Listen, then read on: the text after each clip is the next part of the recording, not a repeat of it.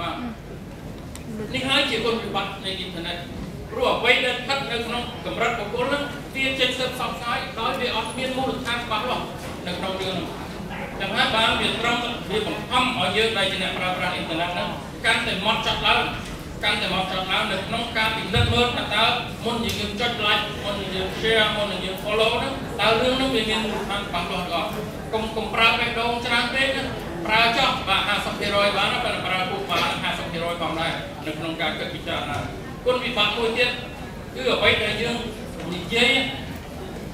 នោះអត់មានចេតនាអាក្រក់ទេក៏ប៉ុន្តែដល់ផ្សព្វផ្សាយមនុស្សរាប់លានអ្នកហ្នឹងធ្វើឲ្យនារីម្នាក់បាត់បង់កិត្តិយស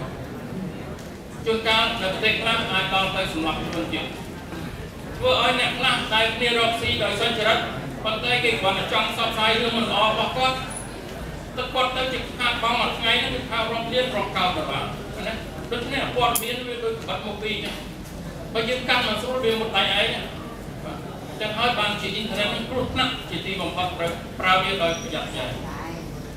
សូមអរគុណលោកសាស្ត្រាចារ្យ